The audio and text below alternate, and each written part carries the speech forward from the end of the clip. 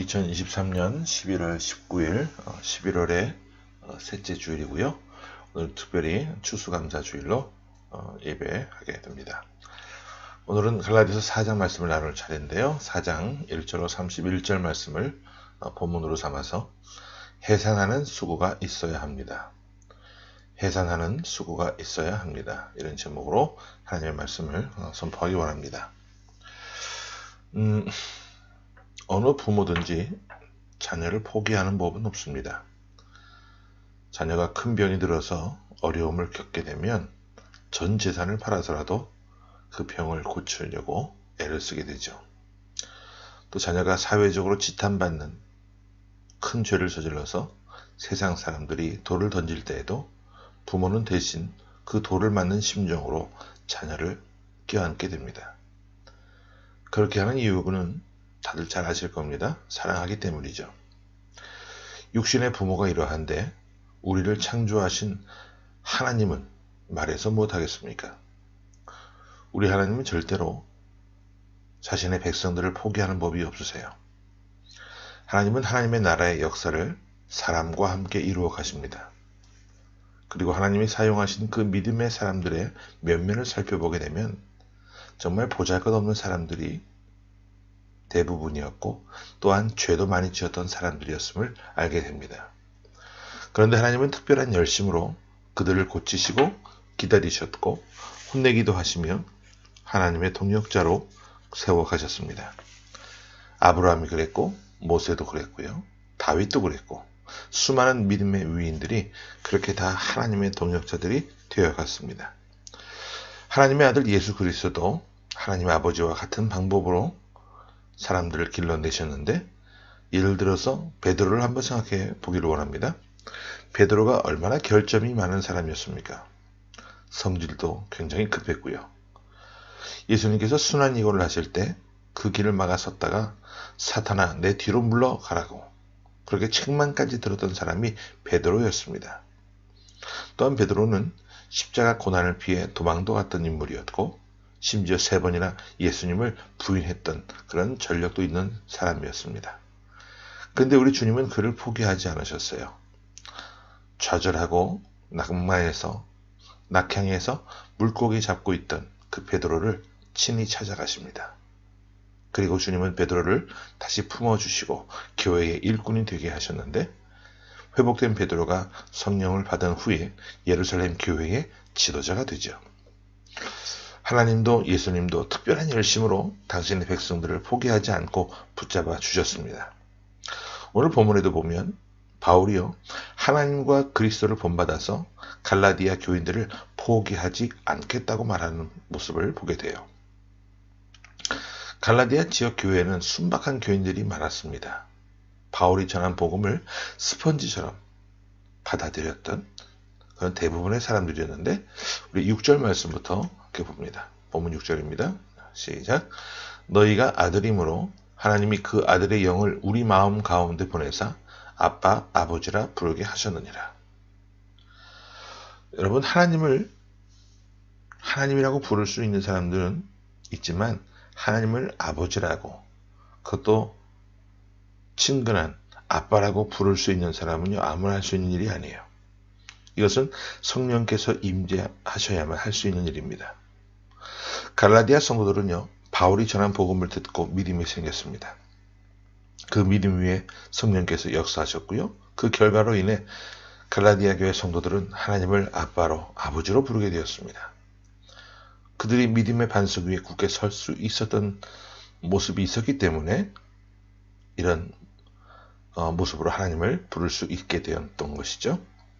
또한 그들의 성품도 아주 좋았는데 우리 13절 이어서 봅니다. 자, 시작. 내가 처음에 육체의 약함으로 말미암아 너희에게 복음을 전한 것을 너희가 아는 바라. 바울이 갈라디아에서 복음을 전할 때 육체가 굉장히 쇠약했습니다. 그런 몸에 가시가 있는 사람이었어요. 그 가시 때문에 복음 전파가 힘겨웠습니다.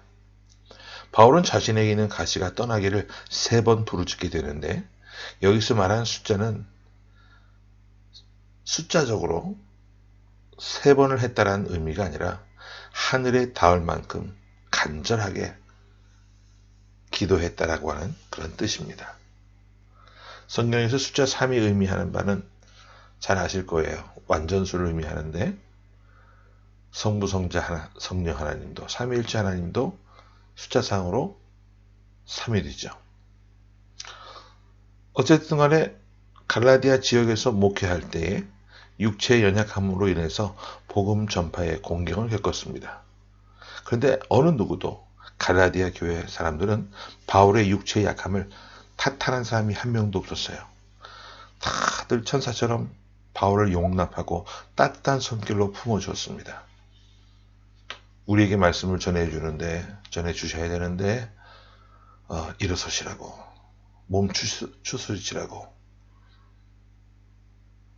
이거 몸에 좋은 건데 이거 좀 드셔보시라고, 이런 식으로 해서 바울을 굉장히 챙겨주고 품는 그런 모습을 보였던 갈라디아 사람들이었습니다. 오늘 계속해서 14절 말씀도 볼게요. 자, 시작. 너희를 시험하는 것이 내 육체에 있으되 이것을 너희가 업신여기지도 아니하며 버리지도 아니하고 오직 나를 하나님의 천사와 같이 또는 그리스도 예수와 같이 영접하였도다. 사역자가 몸이 몹시 불편하면 성도들에게 은혜가 되지 않는 모습을 보여줄 수가 있습니다. 그런데 갈라디아 성도들은 바울의 육체의 약함을 트집 잡거나 문제 삼지 않았어요. 또한 그것 때문에 인해서 시험에 드는 사람도 없었습니다. 천사처럼 예수 그리스도를 보는 것처럼 바울을 섬겨주었어요. 바울은 그들의 따뜻한 성품을 이렇게 표현하는데요. 15절 봅니다. 자, 시작. 너희의 복이 지금 어디 있느냐? 내가 너희에게 증언하노니 너희가 할 수만 있었더라면 너희의 눈이라도 빼어 나에게 주었으리라. 정말 대단한 모습인데 바울을 위해서라면요, 자신들의 눈이라도 빼어서 바울에게 줄 만큼, 그만큼 갈라디아 성도들이 바울에게 헌신적인 사람들이었다 그 말이죠. 그리고 바울은 이 고마움을 늘 마음에 새기고 있었습니다. 그런데 복음 위에 굳게 서고 성품도 좋았던 이 갈라디아 성도들이 유대에서 온 거짓 선지자들의 그 꾀임에 넘어가고 말게 됐죠. 그들이 주장하는 할례를 받아야만 구원 얻을 수 있다라고 하는 그 말에 넘어가서 할례 받는 대열에 참여하기 시작한 겁니다. 이 모습을 본 바울에게는 정말 이 모습이 큰 고통을 주게 되는데, 바울이 전한 복음, 하나님의 값없이 주신 은혜의 복음이 무색해져 버리는 순간이었기 때문에 그렇습니다. 바울은 다시 결단하고 시작하겠다는 그 다짐을 이렇게 표현을 하는데, 우리 19절 말씀을 봅니다. 자, 시작. 나의 자녀들아, 너희 속에 그리스도의 형상을 이루기까지 다시 너희를 위하여 해산하는 수고를 하노니. 갈라디아 지역 성도들 나의 자녀들이라고 이야기하면서 너희 속에 그리스도의 형상을 이루기까지 다시 너희를 위하여 해산하는 수고를 하겠다라고 이야기하죠. 바울이 갈라디아 지역 교회를 개척할 때요, 돌에 맞아 죽을 뻔했지만 비시디아 안디옥과 루스드라, 이고니온, 더베 교회를 개척하고 목회를 하게 됩니다. 그때 이미 해산하는 수고를 마쳤어요. 복음 안에서 은혜 가운데 그들을 낳았다고 바울은 생각했습니다. 그런데 이제는 제자리예요. 하지만 바울은 그들을 포기할 수 없었습니다. 너희 속에 그리스도의 형상이 이룰 때까지 나는 다시 해산하는 수고를 아끼지 않겠다라고 결심합니다. 그러면서 바울은 갈라디아 교회를 다시 방문할 계획에 대해서 언급을 하는데, 우리 20절을 본 말씀을 봅니다. 시작. 내가 이제라도 너희와 함께 있어 내 언성을 높이려 함은 너희에 대하여 의혹이 있음이라. 바울이 1차 선교 여행 이후에 이 소식을 듣고 2차, 3차 선교 여행 때 갈라디아 지역 교회를 방문하게 되는데요.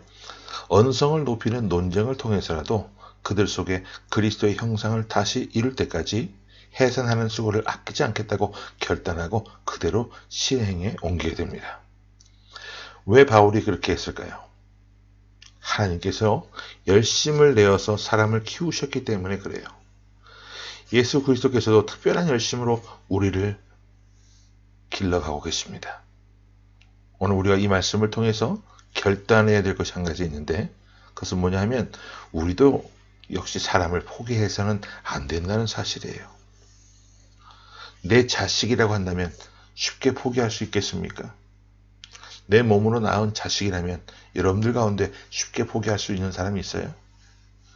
애지중지하며 정을 주고 마음을 주고 키운 짐승도 그렇게 쉽게 포기하지 못하는데, 하물며 피부치를 쉽게 포기할 수 있는 사람이 있습니까?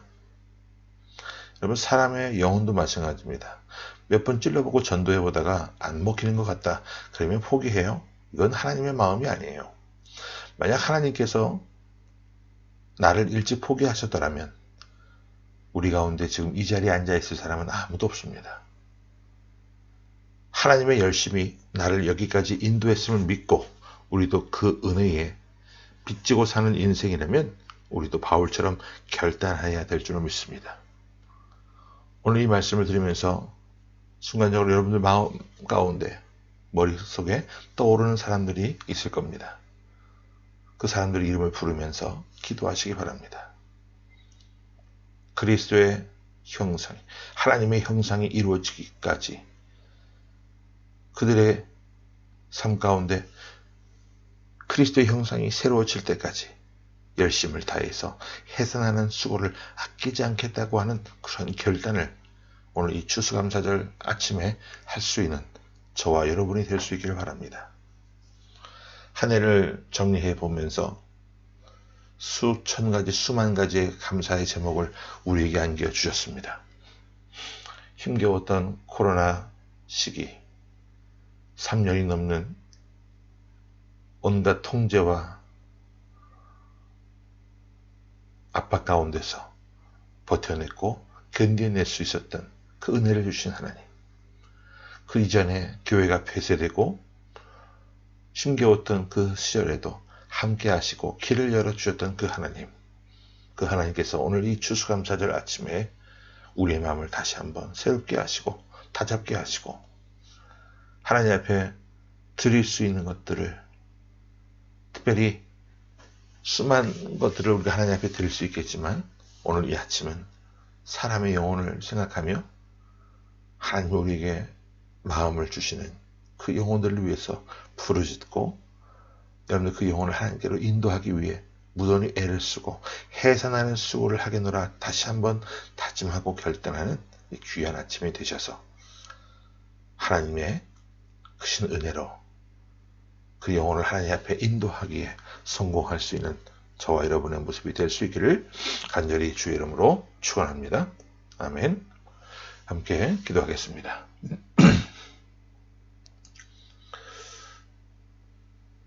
참 좋으신 주님, 은혜를 감사합니다. 우리가 주님을 믿는다 하면서도 바울처럼 해산하는 수고를 다하며 신앙의 본분을 지키며 살아왔는지 우리의 모습을 되돌아봅니다. 말로만 사람을 세우고 사랑하고 회복시킨다 말은 하면서도 한 영혼조차도 제대로 섬기지 못하고 세우지 못했던 지난날의 우리들의 연약함과 어리석음을 용서하시고 지금부터라도 하나님께서 붙여주시는 귀한 영혼들 포기하지 않고 그 영혼들을 하나님 품으로 인도하기 위해 열심을 낼 수 있는 우리의 모든 모습이 될 수 있도록 함께하여 주옵소서. 사람을 포기하지 아니하시고 세워주신 그 하나님의 열심을 우리도 본받게 하셔서 그 하나님의 열심으로 인해 오늘 이 순간 이 자리에 우리가 있음을 기억하게 하시고 우리 외에 또 다른 영혼들을 이 자리에 인도할 수 있는 거룩한 주님의 백성들 되게 하여 주옵소서. 살아계신 예수 그리스도 이름으로 감사하며 간절히 기도하옵나이다. 아멘.